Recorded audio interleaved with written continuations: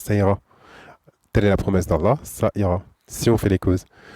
Assalamu alaikum, salut et bienvenue dans ce nouvel épisode du podcast Cœur fil Allah. Un podcast pour prendre soin de ta foi et de ta santé. Ces deux trésors liés. La foi, c'est à mes yeux ce qu'on a de plus précieux et notre meilleur allié santé.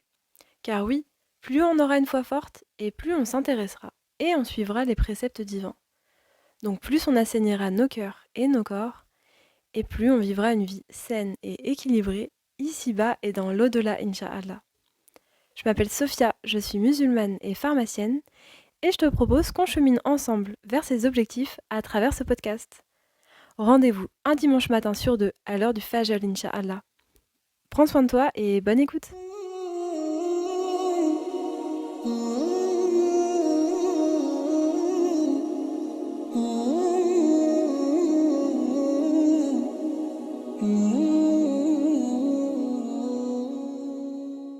Assalamu alaikum, salut. Aujourd'hui, je suis accompagnée d'une de mes personnes préférées pour parler d'un sujet qui nous touche particulièrement et qui, je pense, touche toute la planète Terre. C'est inhérent à la nature humaine, à savoir les épreuves. Avant qu'on commence, est-ce que tu souhaites te présenter ? Brièvement. Salam alaikum tout le monde. Du coup, c'est moi la personne en question, l'une des personnes préférées. J'ai pas la puce des podcasts, je préfère vous prévenir, ça va être en total impro. Et voilà, donc déjà c'est un honneur pour moi et je suis très heureux d'être parmi vous et d'avoir été choisi pour pouvoir parler et livrer certaines choses qui nous sont propres. Voilà. Barakallahu fik, merci pour cette introduction.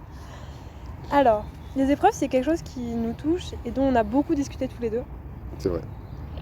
Pendant de longues années, depuis le début de notre vie, on va dire. Et surtout depuis qu'on s'est converti à l'islam. C'est ça. Converti, moi j'ai toujours été musulman de naissance, de base, mais c'est vrai que en grandissant, on a un cheminement différent et on comprend plus les choses. Dans la pratique, en fait, c'est clairement dans la pratique au final. Même si t'es musulman de base, t'es né dans une famille musulmane, c'est un peu la religion par héritage. Mais au final, c'est vrai que c'est plutôt en grandissant qu'on se rend compte des bienfaits de la religion, de ce que ça nous apporte dans la vie, et des rites, de la pratique et du réel savoir, entre guillemets, même si on apprend tous les jours. Mais en gros, voilà. Donc du coup, revenons sur cette première question qui n'était pas prévue. Mais toi, tu me dis que tu ne te considères pas vraiment comme converti. Alors, quel a été ton cheminement vers l'islam ? Il faut sachez que, pour la petite blague, non, il faut savoir que, pardon. Et du coup, mes deux parents sont musulmans d'origine, ont des origines d'Afrique, clairement, Afrique subsaharienne et Afrique du Nord. Et du coup, ouais, on a grandi en tant que musulmans, on se proclamait musulmans, et c'est plus que, après, tout était une question de pratique, pardon. C'est vrai que quand on était plus jeune, on avait moins, c'était un peu par tradition. Et on mettait moins le sens dans les actions. Enfin, on connaissait le ramadan, on connaissait les prières. Moi, je voyais mon grand-père, mon père prier, etc. Mais j'avais du mal à conscientiser l'importance. C'est vraiment en grandissant que j'ai pris la décision de me diriger de mettre du sens et de me diriger vers cette voie-là. Mais oui, non, je peux dire que j'ai grandi dans une famille musulmane de base, mais c'est vraiment au fil des années que j'ai été pratiquant, tout simplement. Enfin, on pratiquait d'une certaine façon, mais pas totalement, si je suis honnête. Qu'est-ce qui t'a amené dans ta décision justement de choisir l'islam et de le pratiquer vraiment et de rentrer vraiment dedans ? Comme tu as très bien dit tout à l'heure, comme tu l'as introduit, je pense que c'est les épreuves de la vie. Je pense qu'on arrive tous à un moment donné dans la vie où on a des questions existentielles, on a un cheminement, on se pose des questions, on se découvre, on grandit, on se demande quel est notre but sur Terre. Et c'est en lien avec les épreuves aussi qui nous arrivent, parce que comme on sait, on est tous amenés à vivre des épreuves. Qu'on soit croyant ou non croyant, c'est le propre de la vie, c'est une des certitudes qu'on a. Et comment faire face à cela, comment gérer, je pense que c'était plus un besoin qu'une envie, c'était vraiment besoin de comprendre, besoin de mettre des mots, besoin de pouvoir conscientiser les choses, de pouvoir essayer de comprendre et d'être rassuré aussi d'une certaine façon, de ne pas être seul face à ça et de pouvoir mettre une explication derrière, parce que des fois il y a... moi je suis amené à rencontrer des personnes qui ne sont pas forcément croyantes et quand ils sont touchés par une épreuve, ils disent que c'est les choses de la vie et qu'ils n'ont pas forcément de quoi se raccrocher, et je trouvais ça plus ou moins triste et qui ont un côté très très rationnel dans le sens où c'est comme ça et pas autrement, alors que non, moi je trouve que l'islam apporte une réponse à tout. Et Et ouais, du coup, ouais, voilà. Je réfléchissais à ça hier soir et je me disais vraiment, en fait, j'ai l'impression, les épreuves, c'est. En tout cas, c'est vraiment un changement de paradigme entre musulmans et non. Enfin, entre croyants et non-croyants. S'il y a bien un sujet qui nous diffère, qui nous différencie, c'est les épreuves. Mm. Parce que quand t'es non-croyant, les épreuves, bon bah, c'est de la malchance, on va dire. Mm. C'est de la malchance. Tu aurais pu être à Mykonos en train de siroter un cocktail sans alcool, bien sûr. et vivre ta best life. Et finalement, t'as une épreuve et tu pleures. Et il n'y a pas vraiment de sens, on va dire. C'est un peu fataliste, quoi. Pardon, je te coupe, mais ouais, c'est un peu la fatalité. C'est fataliste, c'est comme ça et pas autrement. Et c'est... Oui, en fait, ça fait partie de la vie. Tout le monde est conscient. Et tout le monde sait que ça fait partie de la vie. Mais t'as pas d'explication derrière ou t'as pas le côté rassurant de... Ça arrive pour une bonne raison, ça arrive pour quelque chose, ce qui est même un bienfait. C'est ce que j'allais dire, voilà, ouais. C'est clairement bénéfique et ça a énormément de vertus. Et c'est justement toute la beauté de l'islam, je trouve.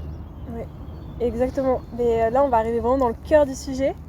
C'est ça qui, pour moi, différencie les croyants des non-croyants. C'est que, moi, avant, j'étais non-croyante, donc j'ai bien vu la différence dans ma vie. Mais quand t'es non-croyant, je parle pour la majorité, après, enfin, voilà, c'est une généralité. Mais c'est que l'épreuve, c'est de la malchance, c'est dommage, il faut essayer de se relever et continuer à vivre. Mais de toute façon, souvent tu te demandes mais pourquoi continuer à vivre vu qu'il n'y a pas vraiment de sens, etc. Et du coup, il peut y avoir des sentiments de colère. Après une épreuve, tu peux être vraiment en colère contre la vie, tu te demandes mais pourquoi il y a ça. Tu peux être vraiment très triste parce que de toute façon les épreuves en général ça nous attriste, mais voilà. Et beaucoup d'incompréhension.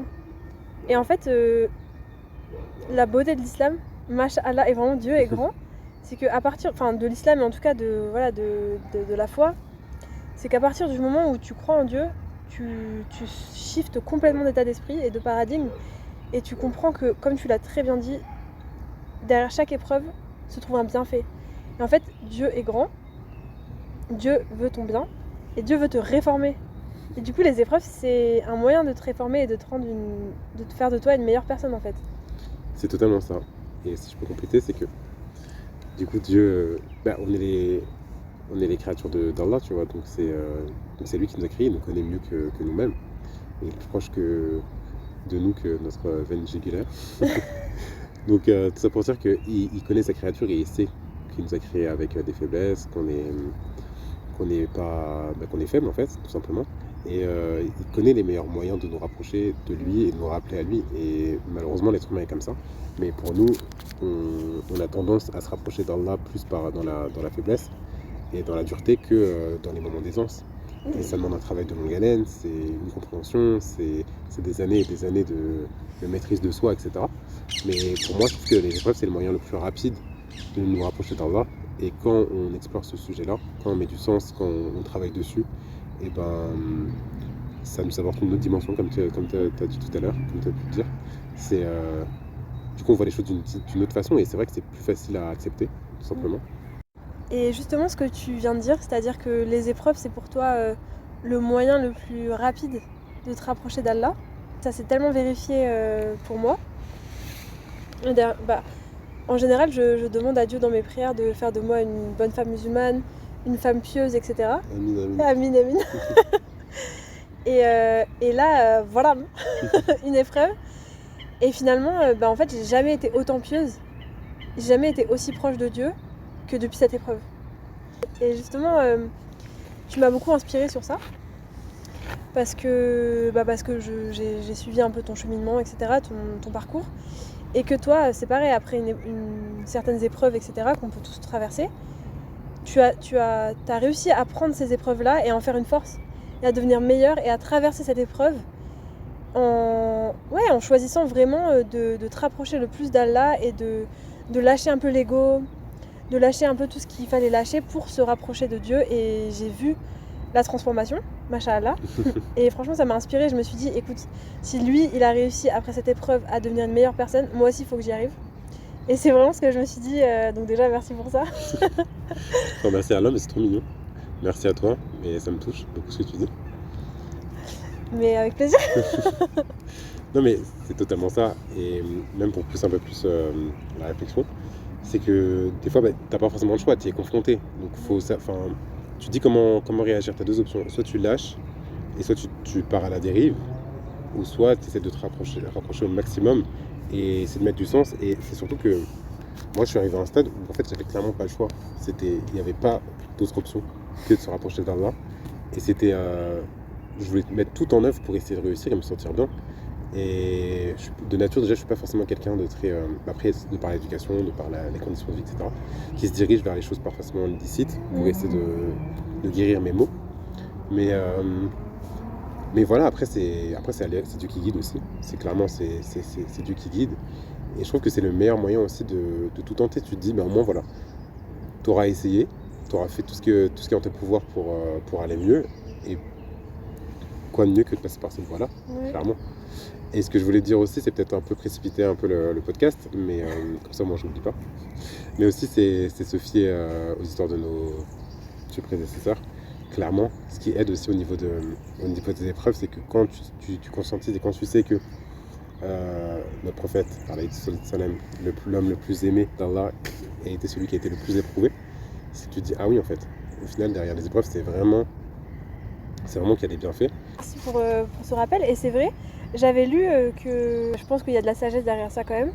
C'est que les compagnons pleuraient quand ils n'étaient pas éprouvés. Ah oui, Et en gros, ils demandaient à Allah, mais Dieu, tu nous as oubliés. c'est ça. Tu as oublié de nous éprouver, tu nous as oubliés. On veut des épreuves, on veut se purifier, on veut devenir meilleur, etc., se rapprocher de toi. Et c'est tellement beau. Et c'est tellement loin de la vie d'aujourd'hui. Aujourd'hui, on nous vend une vie dans les films, les chansons, les séries, Instagram, les réseaux sociaux, même les pubs. Franchement, même les pubs. Hein. Ils nous dépeignent une vie parfaite, une vie toute lisse. Tout le monde est beau, tout le monde est riche, tout le monde va bien, tout le monde est H24 en train de sourire. Enfin, il y a un peu ce truc-là du le but de la vie, c'est le bonheur. Et si t'es pas heureux, t'es un échec en fait. Et en fait, quand t'es croyant, quand t'es musulman, alhamdoulilah, le but de la vie, c'est pas d'être heureux en fait. Le but de la vie, c'est de se rapprocher d'Allah et c'est de mériter le paradis. Et pour mériter le paradis, bah, il faut endurer. Il y a des épreuves. C'est ce qu'on avait lu l'autre jour dans le Coran. Alors je me souviens plus du verset, mais c'était... Et oui, du coup, il y a un chapitre dans le Coran qui parle de ça. Et c'est la sourate 29, verset 2, qui dit clairement: est-ce que les gens pensent qu'on les laissera dire nous croyons sans être mis à l'épreuve? C'est exactement ça. Et j'entends souvent Dieu éprouve ceux qu'il aime. Et c'est vraiment ça. En fait, faut réussir à switcher de mentalité, à se dire de passer de voilà, il faut que ma vie soit parfaite, il faut que ma vie soit belle, il faut que je sois riche, que je en gros, bah cette dounia quoi, tout simplement en fait, que je réussisse cette dounia entre guillemets. Cette vie, une fois que cette vie sera terminée et qu'on sera le jour du jugement dernier, cette vie sur Terre nous paraîtra avoir duré qu'une heure ou vraiment quelque chose de très rapide. Donc en fait, il faut se rappeler que cette vie, elle est éphémère et que nous, en tant que musulmans, on... Exactement, on n'est que de passage et ça introduit clairement ce que je voulais dire et ma façon de penser. Je suis tombé sur une phrase vraiment qui m'a fait écho et qui disait clairement: vous êtes dans ce monde pour vous créer une place au paradis, ne l'oubliez pas. C'est exactement ça, machallah. Et même pour soulager justement après tout ce qu'on dit par rapport aux épreuves, il y a surtout la vie est tellement belle quand tu t'en remets à Allah et que tu places totalement ta confiance en lui. Et je pense que c'est le but premier en fait. C'est de t'en remettre totalement à lui. Et c'est vrai, pour avoir grandi entre guillemets, on a une pratique pas forcément qui est la... Enfin, on n'a pas la même pratique que celle que j'ai aujourd'hui. Parce que c'est un cheminement, parce qu'on évolue, parce qu'on prend conscience des choses. Je vois quand même une certaine différence et je vois une évolution dans le sens où comment j'appréhendais les choses de la vie avant, en ayant ce sentiment d'être seul ou même d'avoir des proches à proximité, mais voilà, ils peuvent parfois être démunis ou avec leurs moyens, etc. Et en s'en remettant totalement à Allah, on voit la différence, on voit une force qu'on peut puiser qui est totalement différente en fait. Et pour moi, c'est rassurant, pour moi, c'est ce qui te permet de vivre plus sereinement, c'est beaucoup mieux quoi. Ah oui, tout simplement, la vie sans Allah et avec Allah, il n'y a vraiment pas photo. Et du coup, quels sont les conseils que tu donnerais à quelqu'un qui, là, traverse une épreuve qui est vraiment difficile? Qu'est-ce que tu lui dirais? Hmm, je sais que c'est plus facile à dire qu'à faire, mais ce serait déjà d'être patient, parce que Allah est avec les endurants. Et, euh, et une des caractéristiques principales du musulman, c'est la patience en fait. C'est la patience, c'est le lâcher prise, c'est de se remettre totalement à Allah et se dire que ça arrive pour une bonne chose, que tout arrive pour une bonne raison, que Allah fait bien les choses et qu'il nous éprouve seulement pour nous rapprocher encore plus de lui, pour nous faire prendre conscience de certaines choses, pour, euh, pour qu'on se rapproche encore plus de lui tout simplement et voilà, pour aussi nous expier nos péchés, parce que les épreuves, faut pas oublier on est des êtres humains et qu'on on est nés pécheurs et le but c'est d'arriver au paradis avec le moins de péchés au compteur. Donc c'est un moyen aussi de nous expier les péchés. Donc je dirais à la personne de vraiment de garder ça en tête, de garder l'espérance en Allah, de garder de s'accrocher et de se dire que ça fait partie de la vie. Il y a des hauts, il y a des bas, qu'on est tous amenés, qu'il n'y a pas une seule personne sur Terre qui n'est pas éprouvée, qui a pas d'épreuve, tout simplement. Je voulais rajouter quelque chose. Alors, tu as parlé de patience, sab. Donc alors avec l'accent de Babtou fragile, je sais pas du tout si c'est... Vas-y, Moi, sabr, mais j'ai pas non plus d'accent. sabre. Ok. Donc la patience. Et il y a 3 mots en ce moment qui sont vraiment forts dans mon esprit. C'est sable. Ouais, en fait, je vais le dire en français. Il y a la patience, il y a la gratitude et il y a le tawakkul, la confiance en Allah. Et vraiment, en fait, je pense que si tu as ces trois mots en tête, la patience, la confiance en Allah et la gratitude, en fait, t'as tout gagné, quoi. Et tu peux traverser l'épreuve en ayant confiance en Allah, en sachant que bah il y a une raison et que, Inch'Allah, si tu fais les causes, tu sortiras blanchi de cette épreuve, tu sortiras meilleur, plus fort, plus forte. La patience, parce que faut savoir que tout passe dans la vie. Même les bons moments passent, les mauvais moments passent. Donc patienter. Et d'ailleurs, la gratitude, donc remercier Dieu, remercier Allah, etc. Il y a eu plein d'études scientifiques qui ont montré les bienfaits de la gratitude. En fait, sur ton cerveau, ça va permettre de de libérer des neurotransmetteurs du bien-être. Donc en fait, c'est prouvé scientifiquement, avoir de la gratitude envers la vie, envers Dieu, ça te fait te sentir mieux dans ta vie. Donc en fait, voilà, gratitude, confiance, patience, lâcher prise. C'est ça, t'as tout bien résumé. C'est ouais, le lâcher prise, pardon. Et c'est de se remettre entièrement à lui, en fait. En fait, nous, en tant qu'être humain, je te dis qu'on est faible et je trouve ça hyper dur d'être livré à soi-même, en fait. Parce que voilà, la vie, elle est assez dure comme ça. Et de savoir que t'as un but dans cette vie, que t'as du sens, que tout arrive pour une bonne raison, que t'as un objectif à atteindre, que tu n'es pas seul, qu'Allah est toujours avec toi, que tu ressens sa proximité au quotidien. Et la sérénité du cœur, c'est tout ce que je nous souhaite, sincèrement. Et c'est à travers toutes ces choses-là. Et tout est écrit, tout est dit dans le Coran. Euh, Être musulman, c'est un guide de vie, avant tout. Et on a les clés, on a les moyens pour aborder. Après, voilà, ça demande un minimum de courage, de concentration, de motivation et de volonté, tout simplement. Et, euh, et voilà, je trouve ça beaucoup plus beau et beaucoup moins triste de se dire qu'on n'est pas seul plutôt qu'affronter les choses, notamment les épreuves, euh, sans réel soutien. C'est très beau, merci pour ces mots. Mais effectivement, bien sûr, prier, c'est la base pour apaiser nos cœurs. Lire le Coran pour justement, en plus c'est la conférence qu'on a vue l'autre jour, vraiment utiliser le Coran comme un guide au quotidien en fait. C'est la réponse d'Allah. Tout simplement, c'est la réponse d'Allah, en fait, c'est le moyen de communiquer. Toi, comment tu communiques avec Allah? Tu traduis, tu lui demandes en lien avec la prière, à travers la prière, et lui il te répond à travers le Coran.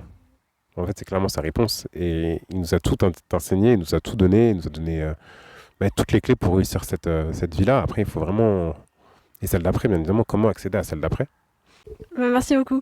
Et un autre truc, alors là c'est pas du tout côté religieux. Je trouve là on a beaucoup parlé en termes d'épreuves, si on pouvait conseiller, qu'est-ce qu'on conseillerait et qu'est-ce qu'on s'auto-conseille mutuellement quand on s'appelle, etc., quand on traverse une épreuve. Il y a le côté prendre soin de son âme. Donc pour moi c'est ça, c'est vraiment la patience, l'endurance, la confiance en Allah et la gratitude, c'est prendre soin de son âme. La prière, lire le Coran, etc. Et il y a aussi, je voulais quand même parler du conseil de mon père.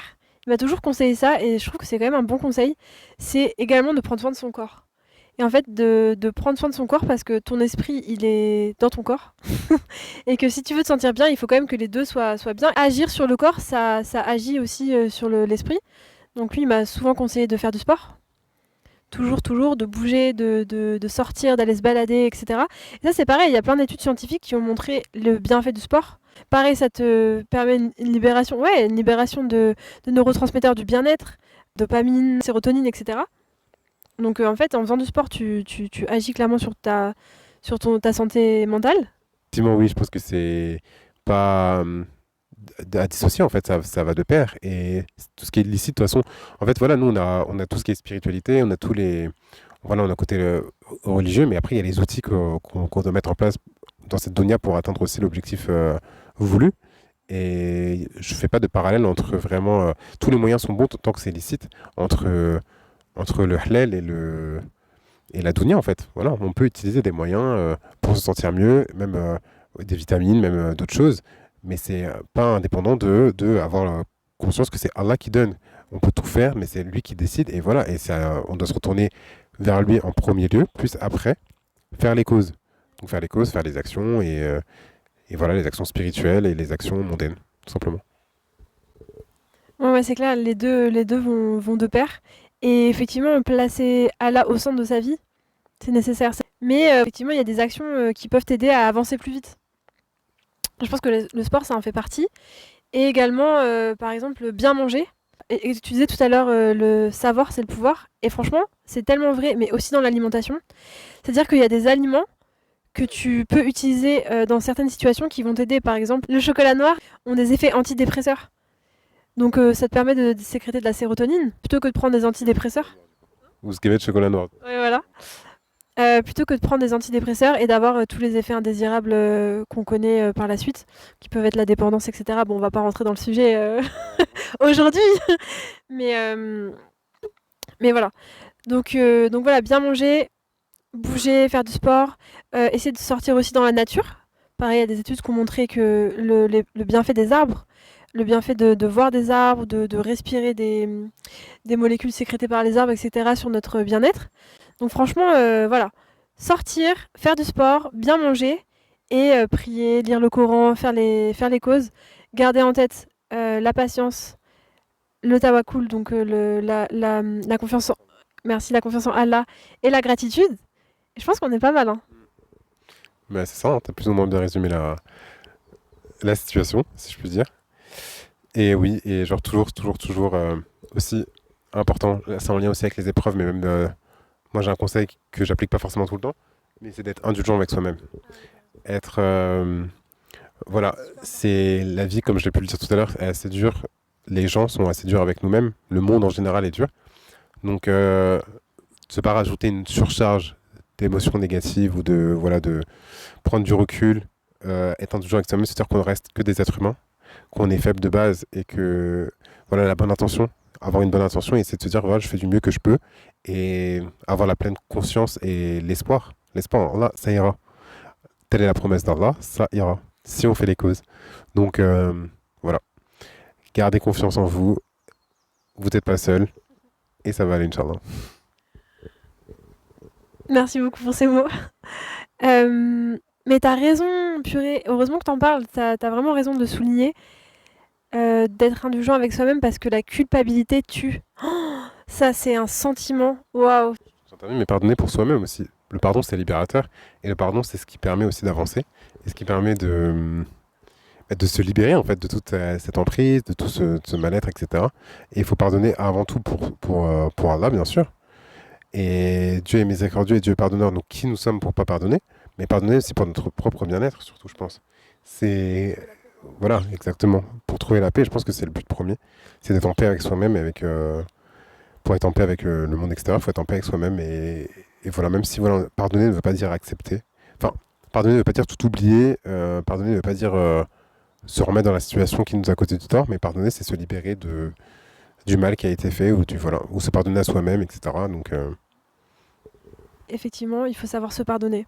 Et c'est vachement dur des fois. Vraiment, c'est difficile de se pardonner et de se rendre compte que bah voilà, on a fait des erreurs.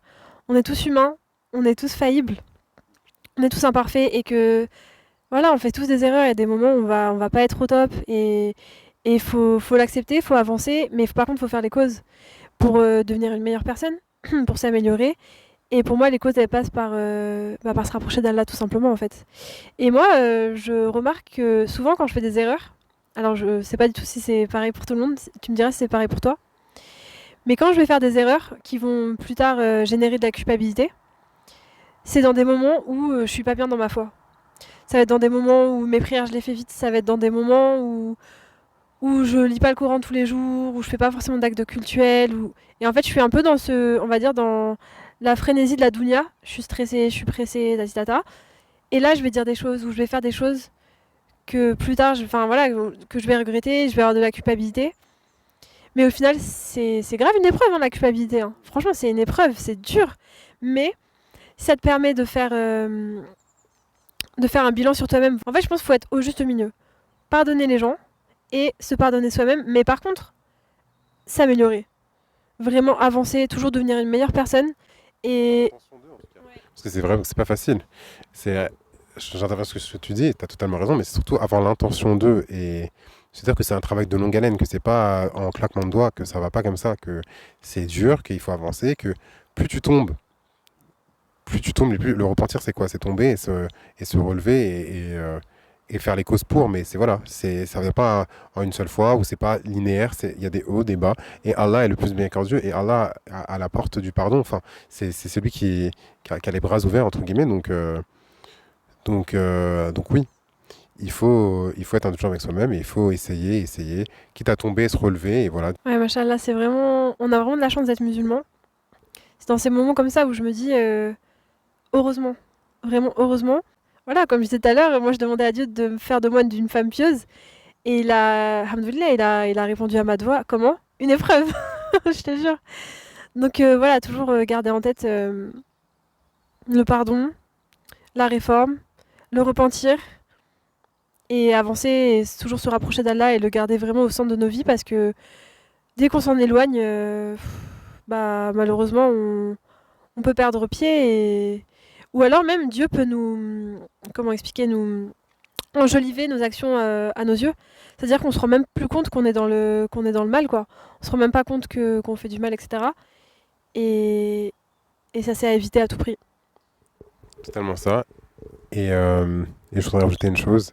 Après, il y a un contexte derrière, mais ne pas oublier la phrase qui dit que ton Seigneur ne t'a ni détesté ni abandonné. Et je trouve que cette phrase, elle a une très grande puissance, une très grande force au quotidien, dans le sens où, malgré la culpabilité, malgré ce que. La culpabilité, c'est bien aussi, c'est une sorte de repentir, c'est une sorte de remise en question, et je pense que c'est important. Mais la surculpabilité, ou le fait de. Parce que la culpabilité, elle peut entraîner aussi au lâcher, et se dire qu'on n'est pas digne, et qu'on n'est pas. Qu'on peut pas. Et que ça sert plus à rien, qu'on fait pas d'efforts, parce que finalement, on est hypocrite. Il y a beaucoup de West-West aussi.